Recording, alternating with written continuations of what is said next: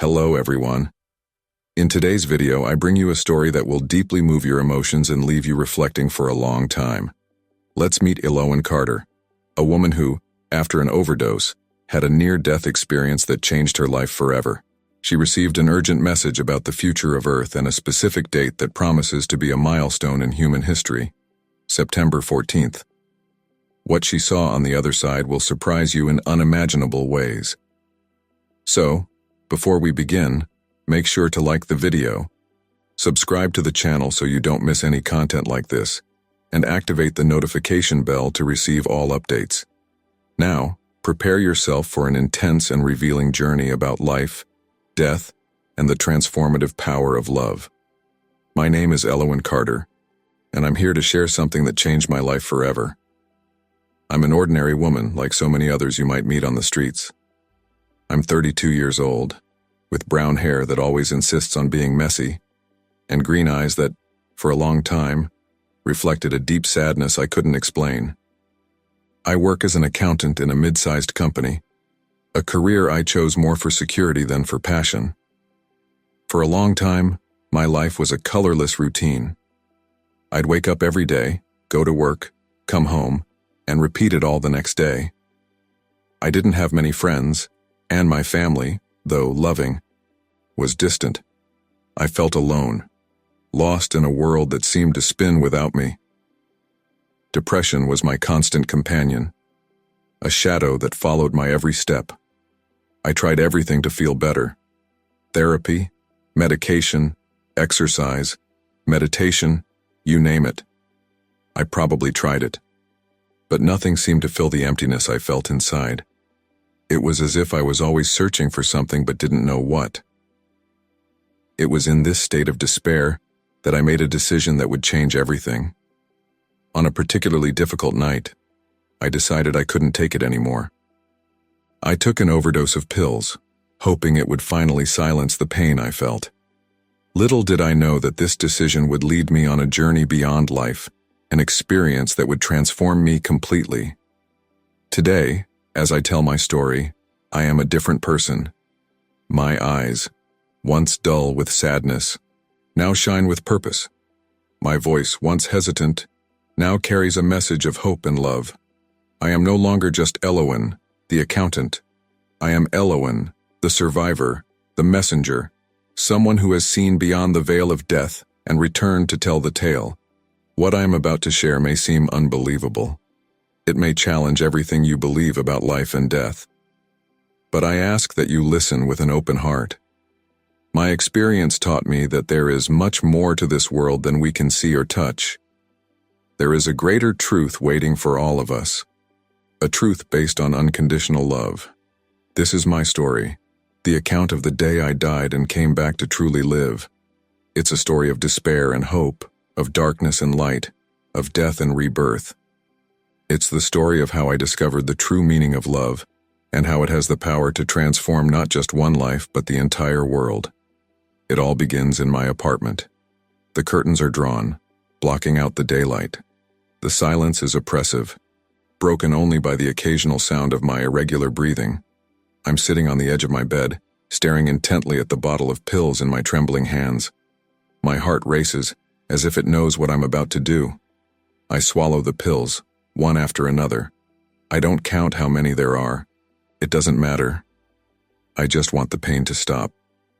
I lie down on the bed, closing my eyes, waiting for sleep to come. But sleep doesn't come. Instead, I feel a strange sensation spreading throughout my body. It starts with a tingling in my fingertips. Gradually, it spreads through my arms, legs, torso. My heart, which was pounding frantically before, now seems to slow down. Each beat echoes in my ears, growing weaker by the moment. I try to breathe, but it's as if my lungs have forgotten how to function. Panic begins to set in. Please, I think desperately. Don't let me die like this. But the words are stuck in my throat. I can't speak. I can't move. Suddenly, I feel something strange. It's as if I'm detaching from myself. I open my eyes and see my body lying on the bed below me. I'm floating in the air, looking at myself. It's surreal, frightening, and at the same time, strangely peaceful. The sounds around me begin to fade, the ticking of the clock on the wall, the low hum of the refrigerator in the kitchen, all fade away until only silence remains. A deep and absolute silence that seems to envelop my entire being. I look at my body on the bed. It looks so small, so fragile. I see my chest rising and falling in increasingly weak movements. I want to go back, make my heart beat again, but I don't know how. I feel powerless, trapped between two worlds. And then it happens. I see the last movement of my chest, the last beat of my heart, and I know with a certainty that terrifies me that I have just died, but consciousness remains. I still exist, somehow. I'm no longer tied to my body, but I'm still me. I still think, I still feel. And now, floating above my own corpse, I wonder, what happens now? The answer comes faster than I expected. I feel a pull, as if something is drawing me in. It's not a physical force, but something more subtle, deeper. It's as if my entire being is being called somewhere beyond. I take one last look at my room, at my body. A wave of regret washes over me. This isn't what I wanted. Not really. But now it's too late. Or is it? As I'm pulled away, a spark of hope ignites within me. Maybe, just maybe, this isn't really the end. Maybe it's just the beginning of something new, something I could never have imagined. And with that thought, I surrender to the force that pulls me. Wherever it takes me, I'm ready to face it. Because now I know that death is not the end. It's just a passage to something more. As I allow myself to be carried by this inexplicable force, I feel myself passing through something I can only describe as a veil. It's like diving into warm water, but without the physical sensation. When I emerge on the other side, I open my eyes, or is it my consciousness, to a scene that defies all understanding. I'm in a place unlike anything I've ever seen before. The colors around me are soft and dynamic, like the inside of an opal. There's a constant flow of gray and lavender tones that seem to dance and intertwine. There are no solid objects, no defined shapes. Everything is fluid, in constant motion, yet incredibly serene. The atmosphere here is different. I'm not breathing, I realize, but somehow it doesn't bother me. There's no air, no gravity, nothing resembling the physical world I left behind. Yet I feel more alive than ever. It's at this moment that I see them. 3 majestic beings approach me. They are tall, much taller than any human, and their bodies seem to be made of light. They have no defined physical features, but somehow I know they are angels. Their presence is imposing but not threatening. On the contrary, I feel a wave of peace and comfort envelop me. No words are exchanged, but I sense a deep communication happening. It's as if every thought, every emotion, every doubt I have is instantly understood and answered. I don't need to speak. I don't need to explain.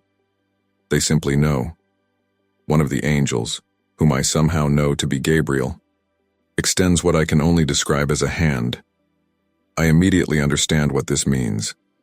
It's an invitation to move forward, to fully cross over to the other side, to embrace death and leave behind everything I've known. I hesitate.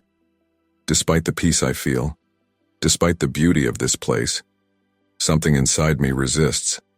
I'm not ready. There's so much I've left unfinished, so much I still want to experience. The regret I felt moments before, when I saw my lifeless body, resurfaces with full force. The angels show no impatience or disapproval.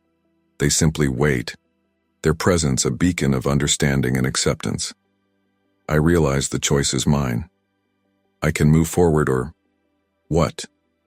Go back. Is that possible? As I struggle with this decision, something changes in the environment around me. The colors seem to intensify. The light becomes brighter. I feel a presence approaching, something even greater and more powerful than the angels. It's a force that fills the entire space, touching every part of my being. I see nothing, but I feel everything.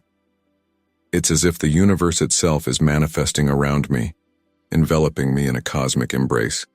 And at this moment, I understand that I am about to experience something beyond any human comprehension. Gabriel's hand is still extended. The invitation still stands. But now, in the face of this new presence, I feel there is more at stake than just my decision to move forward or return. There is a greater purpose unfolding, something that goes beyond my small existence. And so, suspended in this realm between worlds, surrounded by beings of light and enveloped by a divine presence, I await the next move in this cosmic dance. Whatever comes next, I know it will change everything I thought I knew about life, death, and the purpose of existence. The presence I feel now is overwhelming. It's as if the entire universe is compressing and expanding simultaneously around me. There are no words in any human language that can adequately describe the magnitude of what I am experiencing. It's love, but not the kind of love we know on earth. This is a love so pure, so intense, that it makes all the love I've ever experienced in my life seem like a mere shadow in comparison. It's a love that knows every part of me, every thought I've ever had, every action I've ever taken, and yet accepts me completely. I feel small in the face of this presence, insignificant as a grain of sand on an infinite beach. But at the same time, I feel incredibly valuable, as if every atom of my being is precious beyond comprehension. It's a duality that should be impossible, but here, in this place beyond the physical, it makes perfect sense. The presence doesn't speak, not in the conventional sense. But I feel a communication happening on a level so deep it transcends the need for words. Every part of my being vibrates with an understanding that goes beyond knowledge. It's as if all the wisdom of the universe is being poured into me, filling every empty space that ever existed in my soul. I see my entire life unfold before me. Every moment, every decision, every interaction. I see the times I hurt others and the times I was hurt. I see moments of joy and deep sadness. And through it all, I feel only love and acceptance emanating from this presence. There is no judgment here. There is no condemnation for the mistakes I've made, for the times I've failed. There is only a deep understanding that every experience, every choice, is part of a greater journey, a journey of growth, learning, and evolution. The presence shows me that life, my life, has a purpose, that every soul has a unique and important role in the grand cosmic tapestry of existence. I see how my actions, even the smallest ones, have impacted the world around me. How a smile to a stranger might have changed the course of a day. How an act of kindness might have initiated a chain reaction of positive events. And then, in the midst of this cosmic revelation, I feel something changing. The presence, still enveloping me in its infinite love, begins to show me something more. It's no longer just about me, about my life. It's about something bigger, something that is coming. Images begin to form in my consciousness. I see Earth, our blue planet, spinning in space, but something is different. There's an energy pulsing around it, a vibration that seems to be increasing in intensity. I understand, without words being spoken, that a great change is coming. A transformation that will affect not just me, not just humanity, but the entire planet. It's something monumental, something that will redefine everything we think we know about our existence. And at the center of all these visions, one date stands out: September 14th. I know, with a certainty that goes beyond comprehension, that this will be a day of great significance, a day that will mark the beginning of a new era for humanity. As I absorb all this, I feel a question forming within me. It's not a question I ask consciously, but one that arises from the depths of my being. What is my role in all of this? The answer comes not in words, but in an overwhelming sense of purpose. I feel myself filled with a certainty that I have an important role to play. I'm not just a passive observer of these cosmic events, but an active participant. The divine presence envelops me once more, and I feel as if I'm being prepared for something. It's as if every part of my being is being recalibrated, adjusted to a new frequency. It's not painful, but it's intense. I feel like an instrument being tuned by the most skilled of musicians. The visions become sharper now. I see Earth again, but this time with more detail. I watch as a series of events unfolds before my eyes. Violent storms sweep across entire continents. Earthquakes shake cities to their foundations, and floods engulf vast stretches of land. At first, I feel fear. How can I not be afraid in the face of such destruction? But then, the divine presence calms me, making me understand that what I'm seeing is not the end, but a new beginning. It's as if the planet is purifying itself, preparing for a rebirth. September 14th shines like a beacon amid these chaotic visions. I see a wave of energy sweeping across the globe on this day. It's not something visible to the human eye, but I can feel its impact. It's a shift in the very fabric of reality, an elevation of humanity's collective consciousness. I see people around the world being affected by this wave. Some fall to their knees, overwhelmed by the intensity of the experience. Others raise their arms to the sky, as if receiving a long-awaited blessing. And then there are those who seem to notice nothing, continuing their lives as if nothing has changed. But the change is happening, whether it's perceived or not.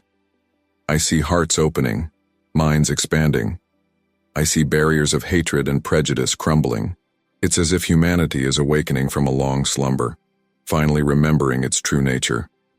I now understand that this day is not just a point in time, but a portal, a moment of choice for all humanity. It is an opportunity to align with something greater, a chance to redefine what it means to be human. The visions continue to flow. I see the years following this event. There are challenges, yes. The transition is not easy. Old structures fall, obsolete systems collapse, but amid the chaos, I see hope emerging. New ways of living in harmony with the planet and with each other arise. Compassion becomes the new currency. Love, the new universal language. I feel overwhelmed by the magnitude of what I'm witnessing. It's too much to fully comprehend, too much to process, but I know, with every fiber of my being, that what I'm seeing is real. And I know that I have a role to play in all of this. The divine presence surrounds me once again, and I feel a question forming. It's not a spoken question, but I feel it resonate throughout my entire being. Are you ready to accept your mission? I hesitate for a moment. What I'm seeing, what I'm feeling, is bigger than anything I ever imagined. It's frightening, it's overwhelming, but it's also beautiful beyond words. And I know, deep in my heart, that I cannot refuse. Yes, I respond, not with words, but with my entire being. I'm ready. The moment I accept, I feel something shift inside me. It's as if a switch has been flipped, activating parts of me I didn't even know existed. I feel more alive, more connected, more myself than I've ever been. And then, the visions begin to fade. The future dissolves, but the sense of purpose remains. I know I've been changed forever. I know I have a mission. And I know that the time is coming for me to return and fulfill my role in this great transformation that is to come. As the visions of the future fade, I am once again enveloped by the unconditional love of the divine presence. It's as if this love is preparing me for what's next, strengthening me for the journey ahead. In this moment, I am guided to look at my own life again, but this time, I see it through the lens of this pure, unconditional love. Every moment, every choice, every mistake, and every success is illuminated by this new perspective. I see the moments when I hurt others, whether through harsh words or thoughtless actions. I see the times when I was selfish, when I put my needs above those of others. At first, I feel shame, but then, the love surrounds me even more strongly. And I understand that there is no room for shame here. There is only acceptance and forgiveness. I realize that every mistake, every failure, was an opportunity for learning. Every difficult moment was a catalyst for growth. There is no condemnation here, only a deep understanding that everything is part of the journey. And then, I am guided to look at the wounds I carry, the hurts I've suffered, the rejections I've experienced, the moments of pain I've kept buried deep in my heart. I now see them not as painful scars, but as marks of a warrior who has survived, who has persevered, who has kept moving forward despite the challenges. The love surrounds me once again, and I feel something dissolve inside me. It's as if all the layers of resentment, of bitterness, are being washed away. I feel light, free from a weight I didn't even know I was carrying. I now understand that forgiveness is not something we grant to others, but a gift we give to ourselves. Forgiveness doesn't mean forgetting or condoning what was done, but releasing ourselves from the power that hurt has over us. At this moment, I am filled with a profound understanding. Love is the most powerful force in the universe. Not the romantic love idealized in movies and books, but this unconditional love, this love that accepts everything and everyone exactly as they are. I see how this love has the power to heal, to transform, to elevate. I see how it can fill the deepest voids in the soul, how it can illuminate even the darkest corners of the heart. And then, I understand what my true mission is. It's not just to share the visions I've had, it's not just to warn about what's to come, it's to be a channel for this love. It's to bring this understanding, this acceptance, this forgiveness back into the world. I feel overwhelmed by the magnitude of this task. How can I, a simple woman with all my flaws and limitations, be a vehicle for something so powerful?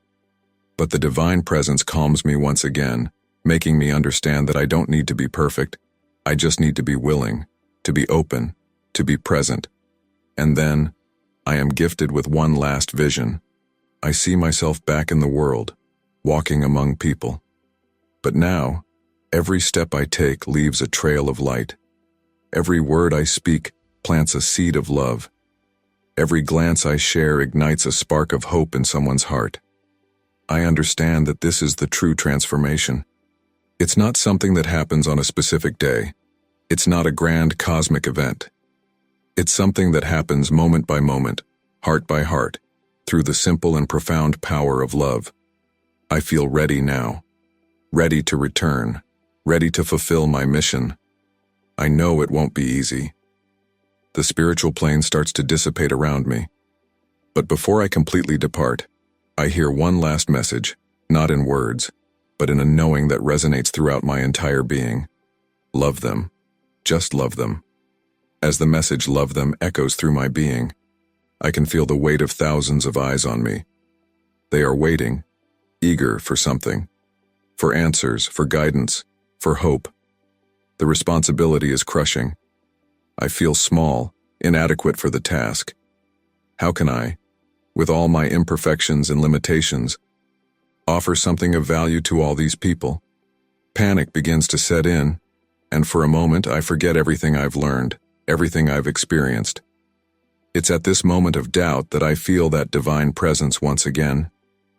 It's not as intense as before, but it's a gentle touch, a soft reminder. I close my eyes, take a deep breath, and turn inward to that presence. What should I do? I ask silently. The answer comes, not in words, but in a sensation that fills my entire being. Love them. It's so simple, yet so profound. I don't need to have all the answers. I don't need to perform grand miracles or offer solutions to all the world's problems. All I need to do is love. I open my eyes again and look at the crowd with a new perspective. I no longer see a mass of strangers waiting for something from me. I see individuals, each with their own story, their own struggles, their own hopes and fears. And then, I begin to speak. I don't have a prepared speech. I don't have grand revelations to share. I simply share my experience, my journey. I talk about the love I experienced, the forgiveness I found, the connection I felt with something greater than myself. As I speak, I see something happen in the crowd. It's as if a wave is passing through them. I see faces soften. I see eyes fill with tears. I see smiles beginning to appear. I realize it's not my words that are causing this change. It's the love flowing through me. It's as if I'm just a channel, allowing this divine love that I experience to reach each person in the crowd. And then I truly understand my mission. It's not about me. It's not about having all the answers or being some kind of spiritual guru. It's simply about being a conduit for this love. It's about being present, being open, being willing to connect with others on a deeper level. As I continue to speak, I am filled with a deep peace. I know this is only the beginning. I know there will be challenges ahead, that not everyone will be open to this message of love. But I also know that every small act of love, every moment of genuine connection, has the power to create ripples of change that spread far beyond what we can see or imagine. The vision begins to fade, but the feeling remains. I now carry with me not just the memory of this experience, but a clear mission and a defined purpose. Wherever I go, whatever I do, my role is simple yet profoundly significant: to love. And with this understanding, I feel ready to return to the physical world, ready to live this mission day by day, moment by moment, ready to be a beacon of love in a world that so desperately needs it. The platform, the crowd, everything disappears, but the words remain with me, a mantra I know will guide the rest of my life. Love them. Just love them. Suddenly, I feel a pull. It's as if an invisible cord is pulling me back. The sensation is intense, almost violent in its urgency. The visions, the platform, the crowd, all dissolve into a whirlwind of colors and sensations. I am enveloped by momentary darkness, and then, without warning, I feel myself collide with something solid. It's my body, I realize. I'm back. The first thing I notice is the heat. It's an intense, almost unbearable heat that seems to emanate from within me. It's as if every cell in my body is on fire, readjusting to the presence of my soul. My eyes snap open suddenly and the light is blinding. I blink rapidly, trying to adjust. The shapes around me are blurred, indistinct. I hear voices, but they seem distant, as if coming from underwater. Gradually, my vision begins to clear. I realize that I am lying on the floor of my room. There are people around me, paramedics, I think. Their faces show a mixture of relief and concern. I try to move, but my body feels heavy, clumsy. It's as if I've forgotten how to control it. My hands tremble uncontrollably, and my breathing is ragged, irregular. One of the paramedics leans over me, his lips moving. It takes me a moment to realize he is speaking to me. I focus, trying to understand his words. "Can you hear me?" he asks. "Can you tell me your name?" I open my mouth to respond, but what comes out is not words, at least, not words I recognize. It's a strange, almost melodic sound. I realize, with a shock, that I'm speaking in a language I don't know. The paramedics exchange worried looks. They probably think I'm delirious, that I may have suffered some brain damage, but I feel more lucid than I've ever been. I close my eyes for a moment, trying to center myself. When I open them again, I try once more. This time, I manage to form words in English. "Elowen," I say, my voice hoarse. "My name is Elowen." I see the relief on the paramedics' faces. They begin asking me more questions, checking my vital signs, preparing to take me to the hospital. But my mind is elsewhere. As they work, I feel a deep peace enveloping me. The memories of my experience are fresh, vivid. The love I felt, the visions I had, the mission I received, it all remains with me, as real as the hard floor beneath my back. I look around my room and see it with new eyes. The shadows that once seemed so threatening, the dark corners that used to scare me, all of it now looks different. There's a soft light in everything, a beauty I never noticed before. As I'm lifted onto the stretcher, a wave of gratitude washes over me. Gratitude for this second chance, for this new perspective, for the mission I now have. I know the road ahead won't be easy. I know there will be people who won't understand, who will question my sanity, who will doubt my story. But that doesn't matter. What matters is the love I now carry within me, the purpose that now guides my life. As I'm taken to the ambulance, I look up at the sky. The sun is rising, painting the horizon with shades of pink and gold. It's a new day, I realize. Not just literally, but metaphorically as well. It's the first day of the rest of my life, a life that I now know has a greater purpose. And so, as the sirens begin to blare and the ambulance pulls away, I close my eyes and whisper a promise to myself and to the universe. I will love them. I will simply love them. The days following my return are a mix of confusion and clarity. I'm in the hospital, surrounded by doctors and nurses who run countless tests, trying to understand what happened to me. From their perspective, I overdosed and, by some miracle, survived. But I know that what I experienced goes far beyond mere survival. Dr. Lydia, the doctor in charge of my case, spends hours with me, asking questions, taking notes. She is kind, but I can see the skepticism in her eyes when I talk about my experience. To her, everything can be explained by hallucinations caused by a lack of oxygen to the brain. My brother Michael is here too. He holds my hand, tears in his eyes, alternating between relief that I'm alive and anger that I tried to take my own life. I want to explain it to him, to make him understand the transformation that has occurred within me, but the words feel inadequate. As I lie in the hospital bed, looking out the window at the world outside, it's not as intense as it was during my near-death experience, but it's a gentle touch, a soft reminder. Love them, I hear in my heart. Start here. And so, I begin my mission in the most unlikely place, a hospital room. I start seeing every person who enters my room not as a stranger or a professional doing their job, but as a unique soul, worthy of love and compassion. I talk to the nurses, not just about my medical condition, but about their lives, their dreams, their struggles. I listen to Dr. Lydia with new empathy, understanding that her skepticism comes from a place of care and concern. I embrace my brother Michael, letting him feel the full extent of my love for him.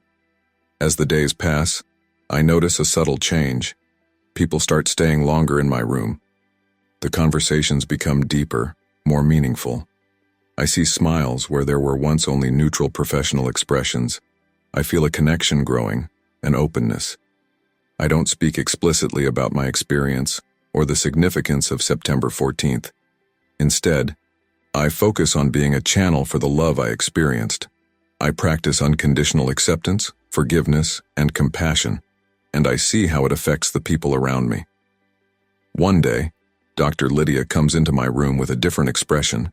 She sits by my bed and, for the first time, asks not about my physical symptoms but about how I'm feeling emotionally and spiritually. It's a small opening, but I sense it's significant. As I talk with her, sharing not the details of my experience but the insights and love I gained, I see something change in her eyes. The skepticism is still there, but there is also curiosity, a willingness to understand. I realize then that this is the true mission. It's not about convincing people of a specific truth or preparing them for a future event. It's about opening hearts, one at a time. It's about being a living example of the love I experienced. As I approach the date of my discharge from the hospital, I feel a mix of emotions. I'm eager to return to the world, to start living this new life with purpose. But I also feel some apprehension. What will it be like to return to my daily routine with this new perspective? I look out the hospital window, seeing the world outside with new eyes. Every person passing by is an opportunity to love, to connect, to make a difference. September 14th still shines in my mind like a beacon, but I now understand that each day, each moment, is an opportunity for the transformation I saw in my visions. As I prepare to leave the hospital, I feel a growing certainty. I don't know exactly what the future holds, but I know my role. My mission is clear: to love unconditionally, to be a beacon of light, to help pave the way for the great change that is coming. And so, with my heart full of love and purpose, I prepare to take the next step on this incredible journey. The world awaits, and I am ready to embrace it with all the love I now carry within me.